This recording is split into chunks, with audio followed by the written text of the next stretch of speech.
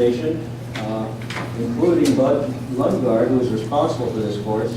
You know, he doesn't maybe know it. He taught a course in the summer about two years ago on humanism, and I was in that course.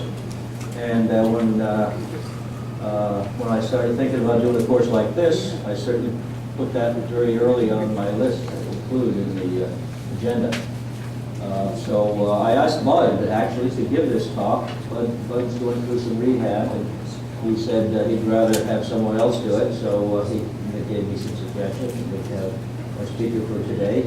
And we also have a person from the Humanist organization who is going to, I'm not sure that's the right name for the organization, you're going to have to straighten me out on that. But he's going to introduce our speaker. Alan Palmer, I'm sorry.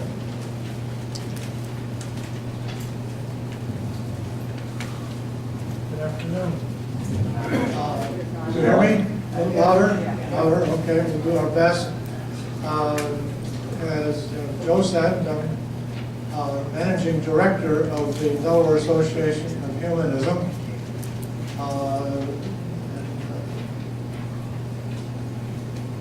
We thank Joe for the opportunity to speak with you this afternoon.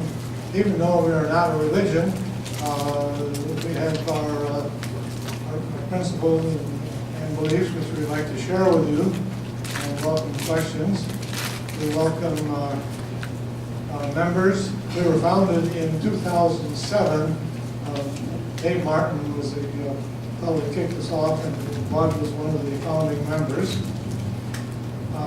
We are a chapter of the American Humanist Association and an associate of the Council of Secular Humanism. We are a 501c3 organization. If anybody's interested in joining, we do have an application. You can see me afterward. Our paid membership is small, but thanks to social media, we have 150 members on Meetup and about the same number on our Facebook page.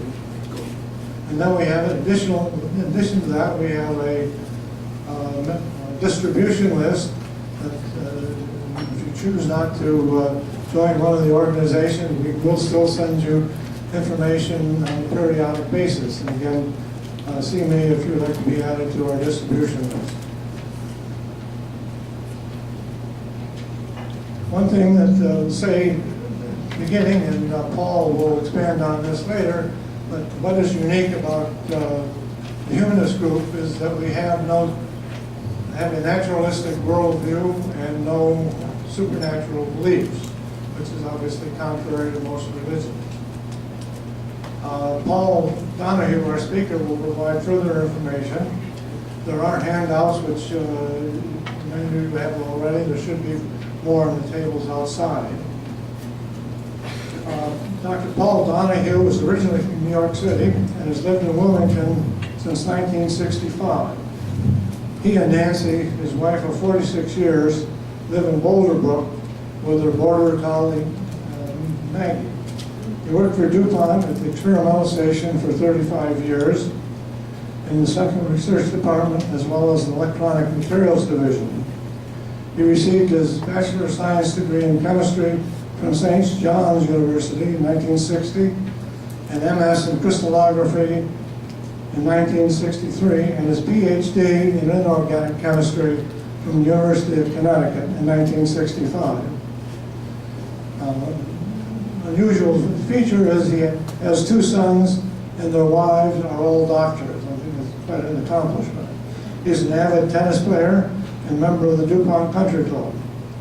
He's a member of the Oscher Lifelong Learning Institute on the Curriculum Committee for Science courses. He has given the course Global Warming Facts and Remedies, covering reviews of all forms of energy, including nuclear fission and fusion power. And next year he will be conducting the scientific book club. Paul?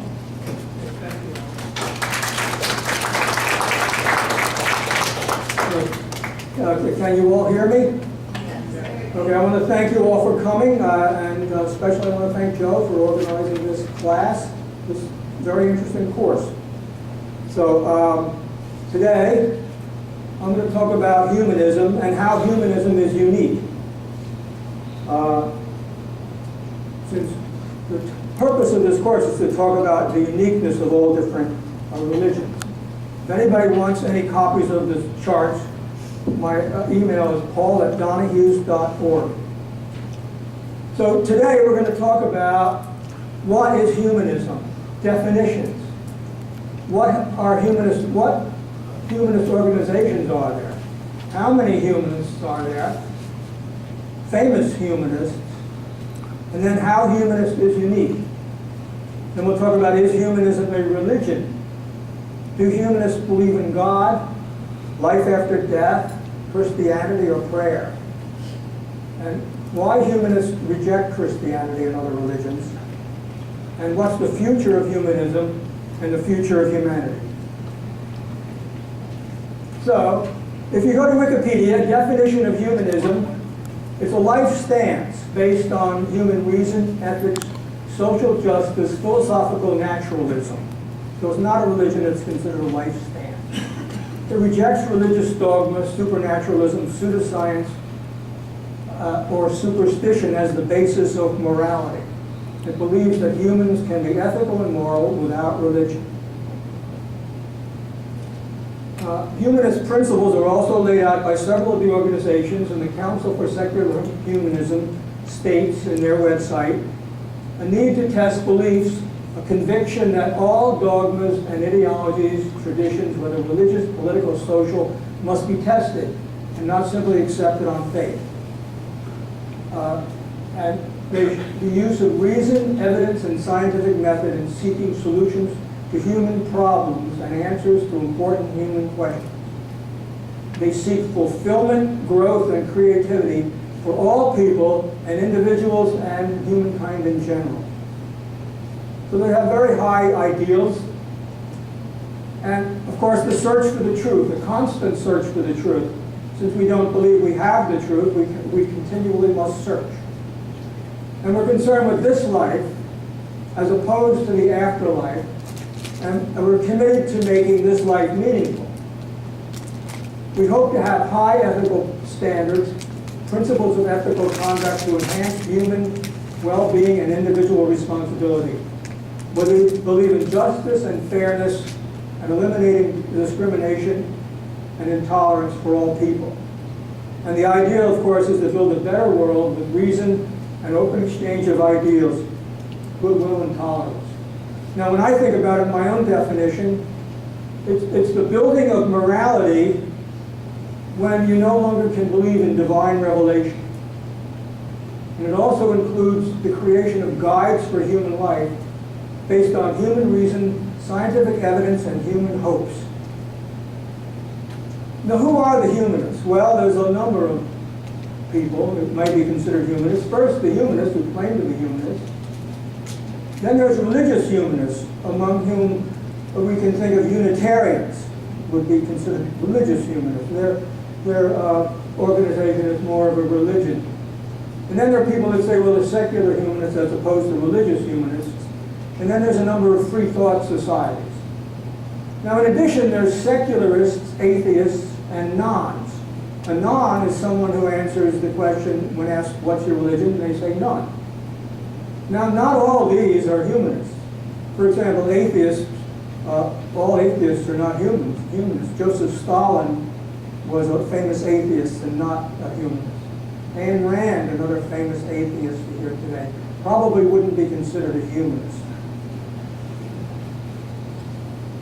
So, that totals about 19% of the U.S. population. And in a recent survey by the Pew, it was published in the Washington Post, this is the growth in the number of people who answer the question, what's your religion? None. And it's grown from 6% in 1990 up to 19% in 2012.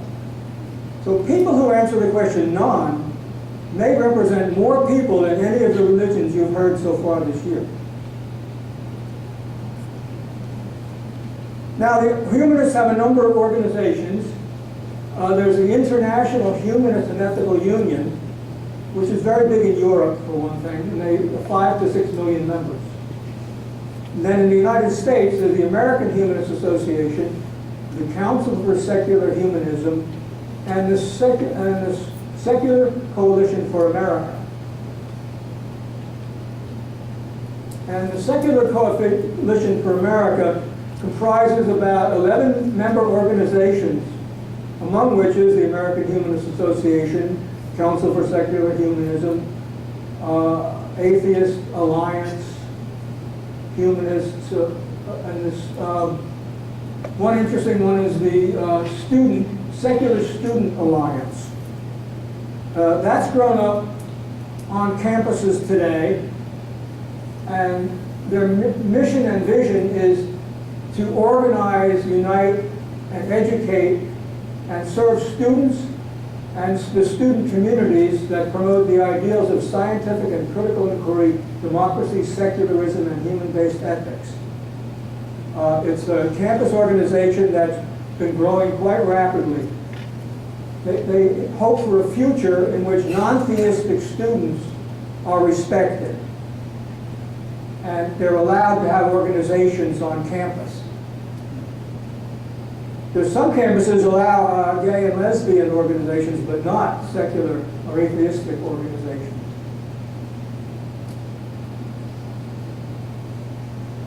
Now, the International Humanist and Ethical Union, as I mentioned, is a union of over 100 humanist, rationalist, ethical, culture, atheist, and free thought organizations, mainly in Europe. Their mission is to represent and support the worldwide humanist movement and their aim, a humanist world where human rights are respected and all can live a life of dignity. And the American Humanist Association considers itself an educational organization that advances humanism.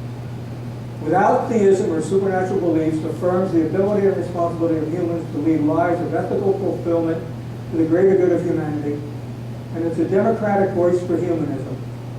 And their objective is to increase public awareness and acceptance, protect and promote humanists in our society, and develop and advance humanist thought and action.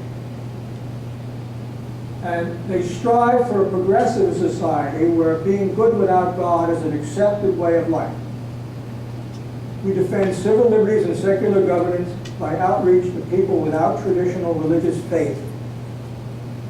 It includes a variety of non-theistic views: atheism, agnosticism, rationalism, naturalism, secularism, and so forth, while adding ethical values grounded in the philosophy of the Enlightenment, informed by scientific knowledge.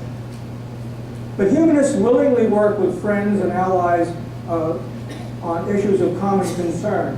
We have many common interests and concerns with liberal Christians. Our positions and actions, we believe, are for the betterment of our world. And they publish the Humanist magazine, which you can subscribe to, and here's one of the latest issues. The Council for Secular Humanism is very similar to the American Humanist Association, and they have very similar goals. A life stance rooted in science and naturalistic philosophy. Their activities include championing the rights and beliefs of secular humanists for a more secular and ethical society, and understanding the world without God. Works to separate church and state and defend the rights of those who reject religious belief. They are trying to develop secular communities and support local groups. They conduct regional and national conferences, but so does the American Humanist Association. And, I've attended a number of them, and they're quite interesting to attend. And their objectives, of course, are to realize secular values in everyday life, promote rational, human-based viewpoints on social issues where traditional religion obstructs the right of self-determination, freedom in sexual relationships, reproduction, and voluntary euthanasia. They publish a magazine called Free Inquiry, and there's a recent issue. Now there's the Delaware Humanist Association that Alan mentioned, and it was founded in 2007 by David Martin, and as we said, Bud Lundgaard was one of the founding members. Bud, as you know, is a mainstay here in lifelong learning, given many courses. It has around 100 members, and we have monthly meetings, yearly picnic, road pickup, and other occasional get-togethers. We also have the website and social media that Alan mentioned.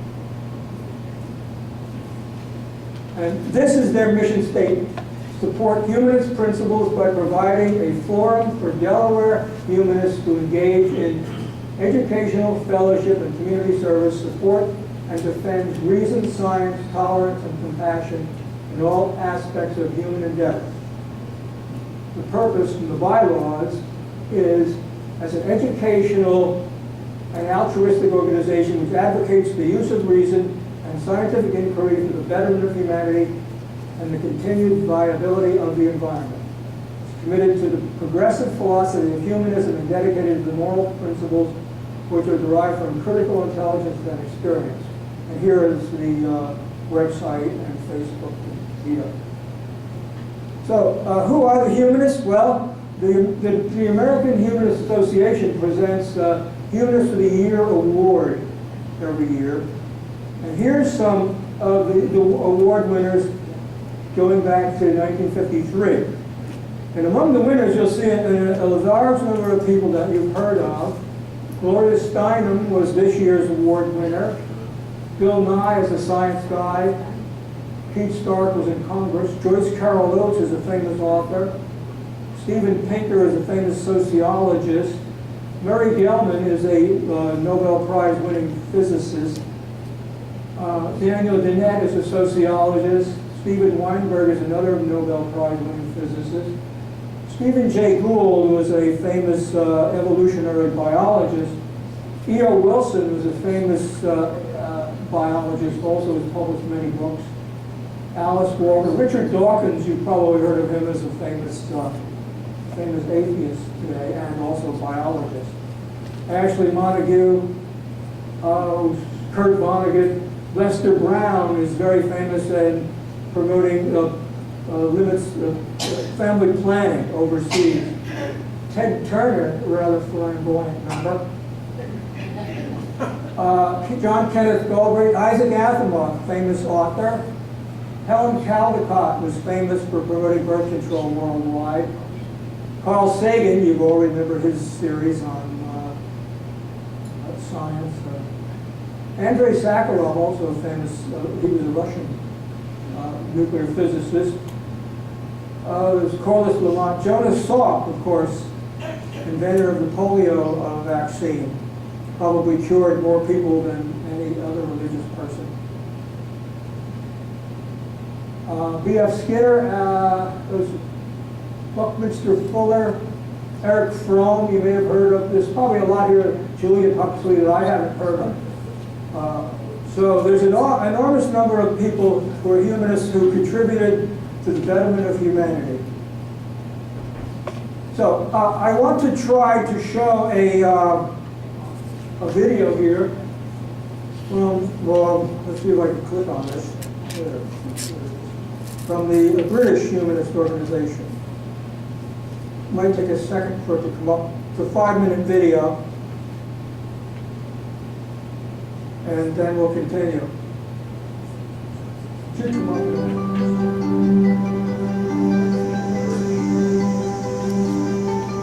It's important to realize that one can live a fulfilling life without religion, where the focus is on human beings. Humanism, of course, is not a religion. It's something which bases itself on a commonsensical view of the world. It's an open-eyed view. It takes seriously the facts about human beings and their experiences and tries to do the best on that basis. A humanist sees the world as infinitely precious and quite extraordinary and almost miraculous. I think humanism is important because having a non-superstitious worldview allows you to go about your own business, making ethical choices based on a general desire to, do the most possible good. I view the world as a place where I'm extremely lucky to have been born and to have a consciousness, because there are so many wonderful things to be conscious of. We can be decent human beings and love and care and support each other and not expect a fantasy to fulfill our hopes and our dreams when we can actually live them in this lifetime. Some people worry that a view of death as being the total and final end of life can be depressing. They think it would be a more comforting thought that life went on. But I think, and many other humanists think, that rather than robbing life of its meaning, giving a finality to the story of your life actually imbues it with greater meaning. If there's something frightening about death, it's the idea of eternity. Something about everything just going on forever and ever and ever. That's a frightening thought. And it's just as frightening if you're there as if you're not. It just means that we have this life and we make the most of it. If anything, that's a positive. So we don't say, oh, well, you know, if we muck it up this life, we have an afterlife. The onus is on us to lead better lives in this life. The morality question is another one where people think, well, we've got to have religion or we'll all be immoral. That's a very shallow and hasty way of thinking, it seems to me. There are all sorts of guides to morality. People often think that you can't have morals unless there's a God to enforce them somehow. Look at classical antiquity, nearly 1,000 years before Christianity became the official outlook of Europe.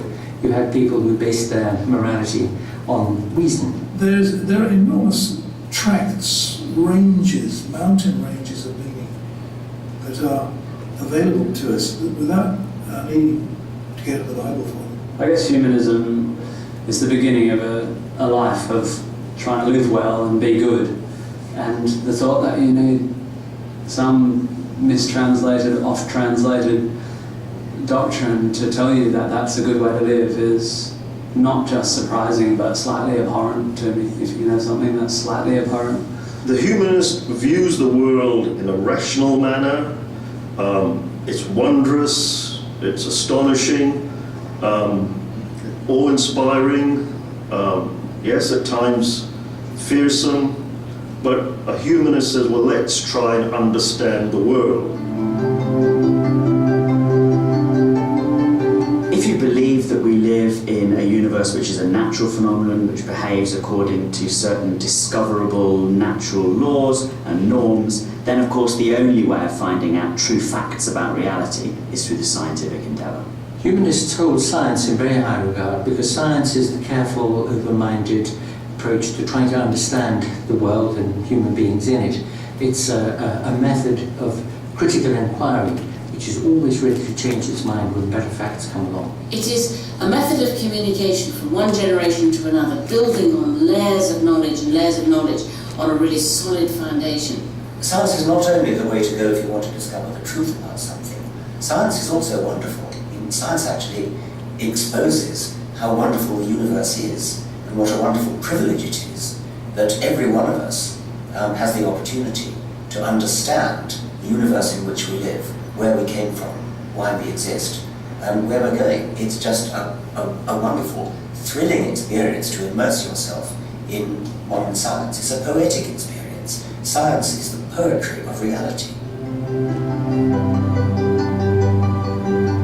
One of the natural consequences of humanism, of the idea that the human race is one species, of the idea that every individual member of that species is a bearer of the dignity that humanity gives us, is a general spirit of inclusiveness, and that's always characterised humanist thinking. Unlike many religions which are unfortunately about, repressing sexuality and having very anti-female and homophobic perspectives, humanism offers an alternative which is actually inclusive. Humanists begin to think about the good and flourishing life on the basis of their best understanding of how things are for human beings.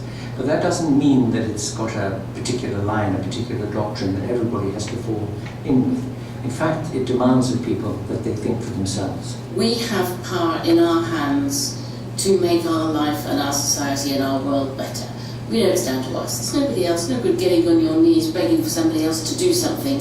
It's just up to us.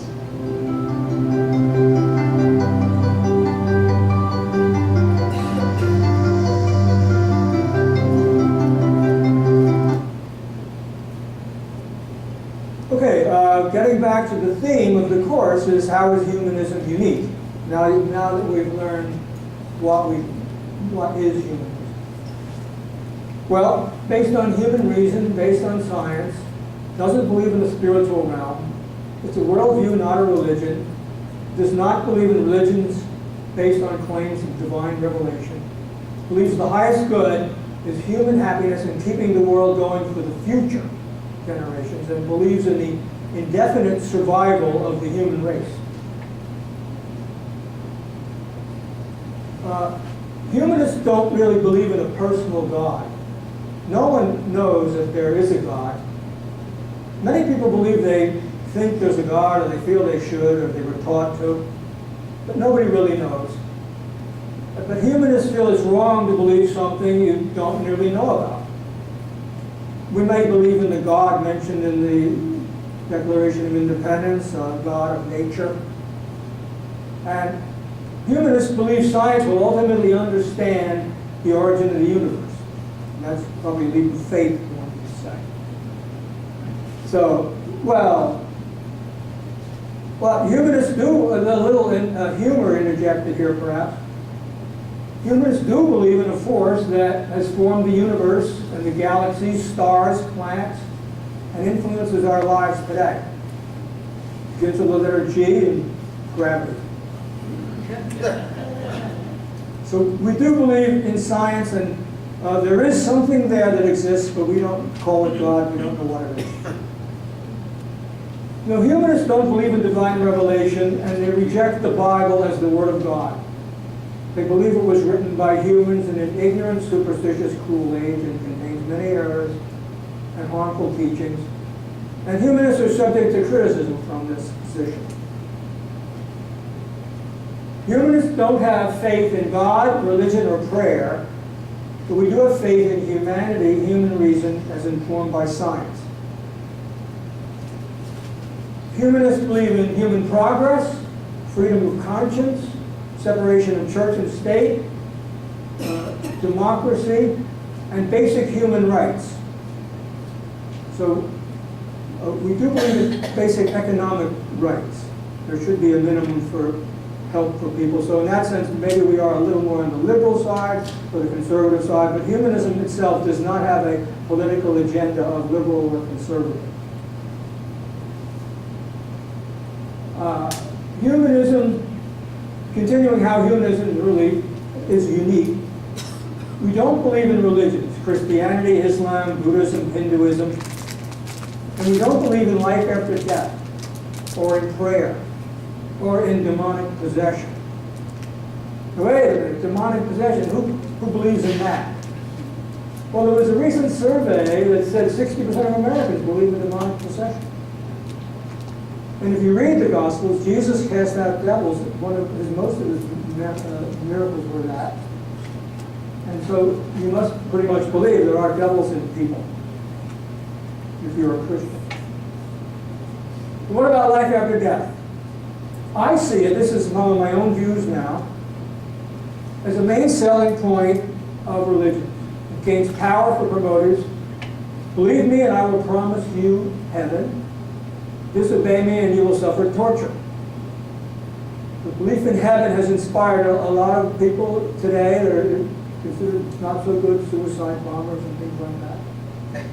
But there's no evidence. No one has ever really returned.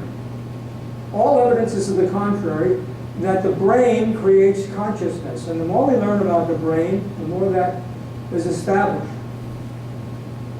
Studies of people who've had strokes, a small part of their brain dies, and they lose abilities that consciousness would if it were a spiritual entity, should not be affected.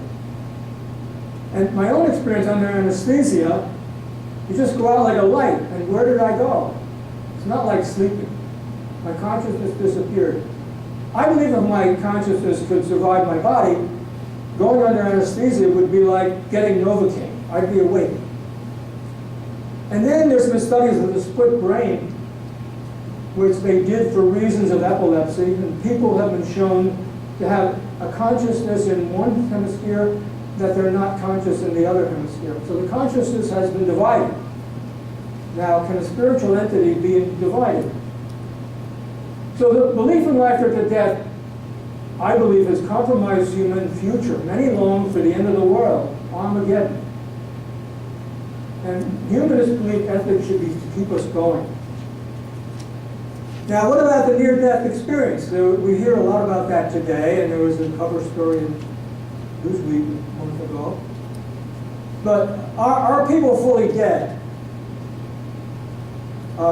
My belief is due to the lack of oxygen in the brain. And personally, I've had 2 near-death experiences myself due to sleep apnea, where I woke up, sort of woke up, went down the tunnel, heard the buzzing, but I couldn't move. Like my body was separate from my brain. Out-of-body experience type of thing. And then I woke up gasping for breath because I had stopped breathing, apparently. So my belief is that the near-death experience is nature's way of waking you up when you stop breathing.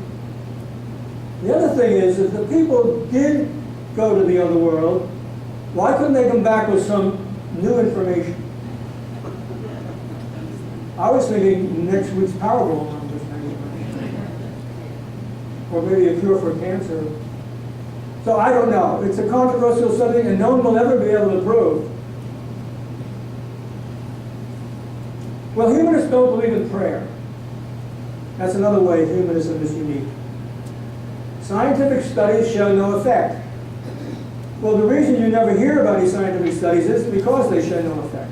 If they did show an effect, you would hear about it. There was a study a couple of years ago in Columbia, from Columbia University, that did show some effect, but it was refuted, and the person who reported it resigned. Now, the reason humanists don't believe in prayer, if you look at the death rate of the world, it really didn't decline until science discovered germs and how to cure diseases. Medicine prevented and cured diseases, and science also increased crop yields and allowed more people to live. And if you look at the human population, this doesn't go back that far, but it goes way, for thousands of years it was below 1 billion people. And all this time people prayed and prayed, and because that's all you could really do. And the death rate was very high. The chances of a child in the Middle Ages living to age 10 were about 1 in 10. Children died all the time. So the population now has increased, we know, almost a factor of 7. And that's due to the decline in the death rate, which was due to science and not prayer. Well, humanists are unique in that we're concerned for humanity's future. Now you could say, well, other religions are too, but many religions are not. They're concerned about Armageddon and the end of the world. Some humanists, many of us, think we're using resources at an unsustainable rate. The World Wildlife Fund and World Watch Institute estimate that humans are now using 20% more renewable resources than can be replaced. This is a concern. But what about Christianity? Humanists don't believe in Christianity. Many think Jesus was a good teacher with a lot of good charitable things to teach. But we don't believe Jesus was God. We think Jesus' ideas were taken over by political forces in many cases. Now, this is a little further elaboration, and one of the reasons perhaps my own opinions coming in here. But there's actually poor historical evidence for the Gospels. There's been many biblical scholars who start out in a Bible college and study real hard and end up disbelievers. Bart Ehrman is probably the most famous of this. Another is John Loftus, James Tabor, Robert Price. So the Gospels, when they study them, they end up not believing them. They were written many decades after the events by Greek authors, not Israeli authors, Jewish authors. And then they were selected by a council and then made a law of Rome. Now, one author I really like is James Tabor, and he believes Jesus definitely did exist, and he was a Jewish Messiah who believed he came to fulfill scriptures and establish God's kingdom on earth. And in the Lord's Prayer, when Jesus says, "Thy kingdom come, thy will be done on earth," as it is in heaven. He means exactly that. He means God is to establish the kingdom on earth. But what happened was St. Paul came along and he made Jesus' life redemption of sin and his death for sin. And then Paul's side wrote the Gospels after, probably 50 years after Paul lived, and they won. And there's other reasons why humanists don't think Christianity was all that great. There's some good, but some bad. And I personally don't believe in Christianity. Another thing is because trained in science, evolution disproves that there's an Adam and Eve. Well, you say, what does Adam and Eve have to do with Christianity? Well, I was taught Christianity is based on the story of Adam and Eve and the fall of man. But science shows that humans evolved over millions of years. And they looked for the Adam and Eve, and the Y chromosome Adam and the mitochondrial Eve lived many, many thousands of years apart. So there really was never an Adam and Eve. So if there was no Adam and Eve, there was no original sin. If there was no original sin, there's no reason to have a Savior. Well, humanists in the United States. Humanists believe we are the true descendants of the American Revolution. The American Revolution meaning the introduction of freedom and democracy to a world that was steeped in feudalism and kings and the like. And we believe the U.S. was not founded as a Christian nation, as so many say today, as claimed by the religious right. We believe the U.S. was founded on Enlightenment thinking implemented by Jefferson and other founding fathers. And Enlightenment thinking defined human rights, promoted democracy, and broke with the feudalism of the Middle Ages. So where was freedom and democracy for 1,500 years under Christendom? Humanists and religion. Humanists are worried about the rise of the religious right today in the United States. Restrictions on freedom. It's too involved in government.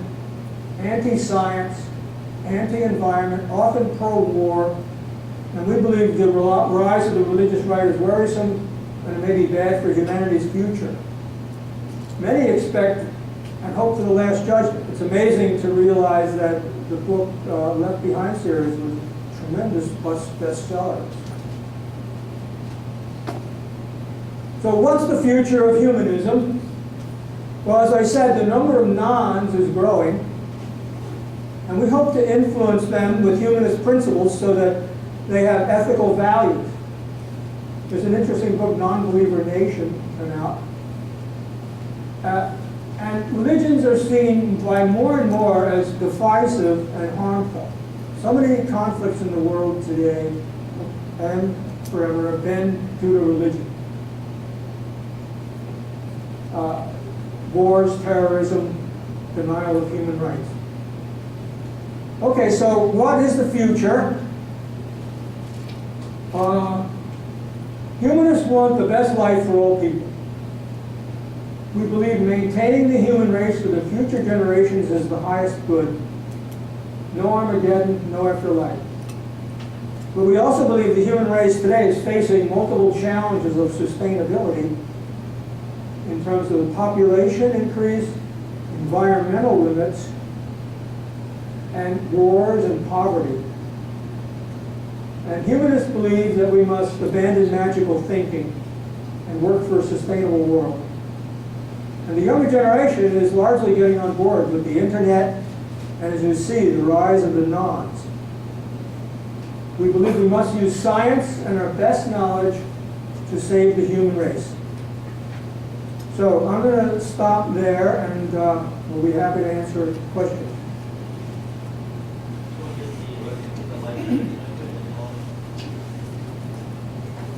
Okay, let me ask a question. Okay.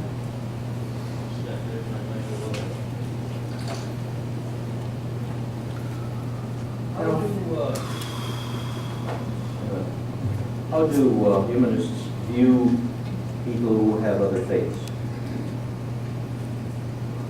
Well, we have Or respect. faith in a God, let's put it that way.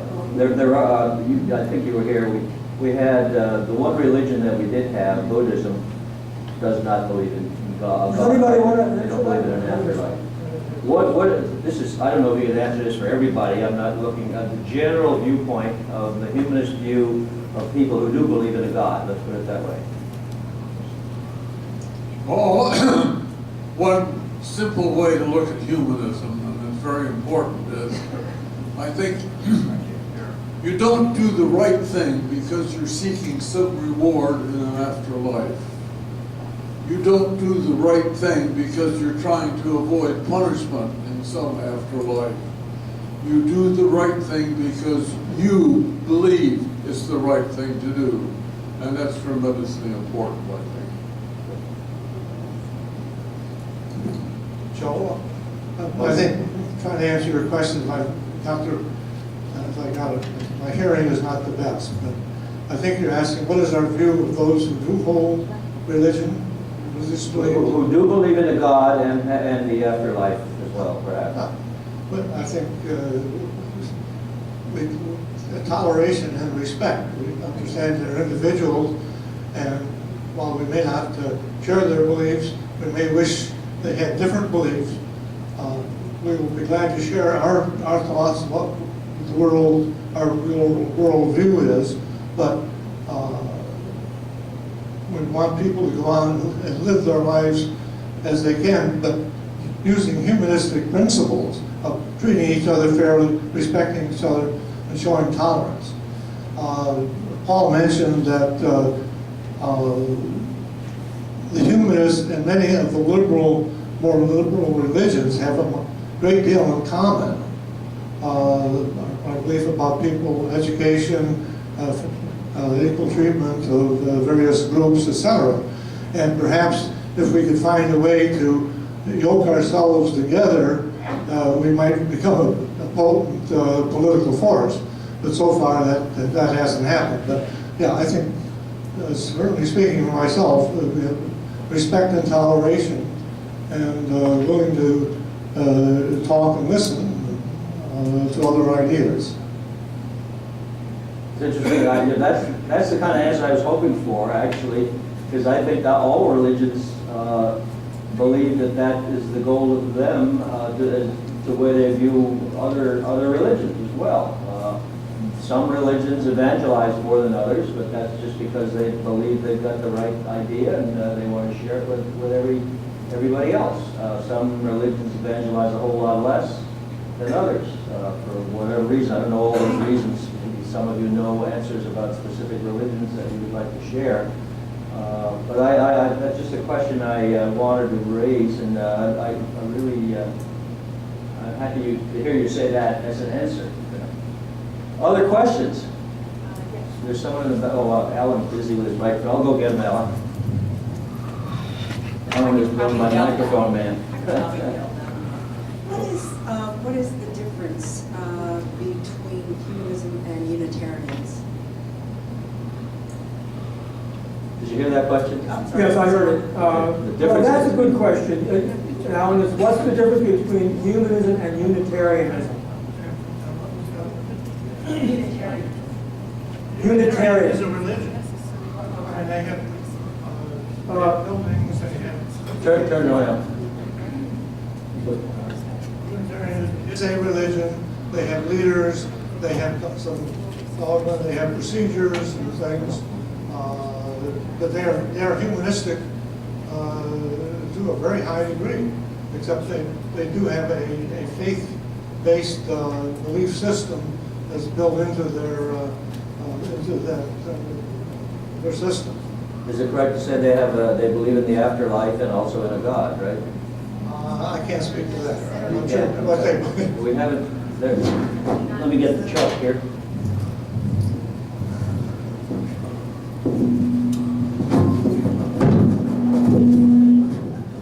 You got too many microphones around. Unitarians are kind of like a rainbow coalition of everything from deists and theists all the way to agnostics and atheists and humanists. It's the whole rainbow, and with respect and toleration for everybody, whatever. The basic premise of Unitarianism, as opposed to Trinitarianism, is they accept a belief in God, most of them, not all. They accept Jesus as a teacher, not as a divinity, not as a son of God, as in the Trinity. So they believe in the oneness of God. And then the Unitarians that are the Universalists that joined, they believe in universal salvation. That is, you don't have to believe or do anything in particular. It's just an inherent human right that God so loves the world that everybody will get salvation. That salvation is universal. You don't have to believe in any one person or God or anything to achieve that. So that's basically the premise of Unitarian Universalism. I should say that that kind of a question is why I decided to have this course. I don't really expect any one particular religion or group like the Humanists to be able to answer questions about other religions, nor can I answer those questions. And we will have a universal Unitarian speaker next year, and that's the time where we'll find out the so-called, quote, official or whatever answer to that question. Other questions? In the back, go ahead. Doctor, I personally do not disagree with anything that you've said here today. However, when a humanist says that you do what you think is right, doesn't it still boil down to whose ox is being gored? Well, we're all human beings and we're all fallible. We do the best we can. No one is perfect. We strive for high ideals, and I'm sure everybody has selfish motives at times. Well, I think at minimum what I'm asking is the need for a code of morality. Well, that's right. That's why we have... Because what's right to do depends on the individual and the circumstances that you're in. Well, that's what we tried to show today, that we do have a code of morality and ideals. They're just not religiously based. Okay. Before I moved to this area, I had belonged to a secular humanist Jewish congregation, which was actually one of the most interesting things that I had ever done in my life, where we accepted the rituals of Judaism and the principles of humanism. It was an interesting combination.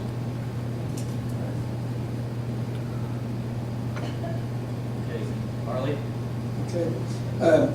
I was sort of thinking in my mind about how would I answer the question, how do I look at people who have other views of God or no God or what have you. And there's all the way from people like very fundamentalist religious people on one hand, and up to the Unitarian or even the Humanists. How do I look at it? I look at it like a passage from childhood to adulthood. And as children, we believe several different things. We believe in Santa Claus, we believe in a tooth fairy maybe, and we believe in a certain viewpoint of God. And we describe God as an old bearded man at first, and then it becomes very much more wishy-washy. So that's how I would say it's a matter of evolution in education, in self-looking at it.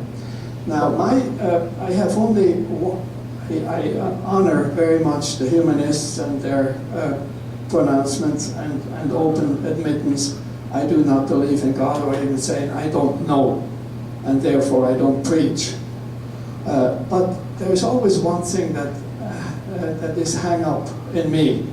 And that is, when magazines like Free Inquiry, you know that this is apparently a humanist publication, I have always misgivings there, because they're presenting science as the absolute. And there is no such thing, just as there is no absolute description of God. As long as you speak about it, you don't know what you're talking about. And with science, it's a little better. Science has some foundation in truth and grounding, but it's a work in evolution. Science evolved over the years, and you know how many times we had to change our knowledge about what's good for us and what's bad for us. Coffee is good now. It was bad for the heart before, and so many things. So many times our nutritional triangle has changed, because that's all science. But which science is proving that particular attitude? That's the problem that I have. Well, I would agree that that there's a range of belief in science, but I don't think humanists think that science is doctrinaire, and it's all fixed. And it's a continuous search for truth, and science is changing. And the whole idea of the title of the magazine, Free Inquiry, is you're still questioning and open. Now, maybe you read it that they are more doctrinaire about certain things. But to some extent, it may be a reaction to in our society where the pendulum is over to the side of religiosity, and so they're staking out a more opposite point of view. Let me expand on that, Paul. As you said, the humanists are always searching for truth. Scientists are always doing that too. But scientists are human also. And they've been known to come out and make statements that they really can't fully support. But it is self-correcting eventually. But maybe not today, maybe not tomorrow, but it will correct itself. And it's just that continuing search. The more you know, the more questions you have, you keep digging, and that knowledge room gets bigger and bigger.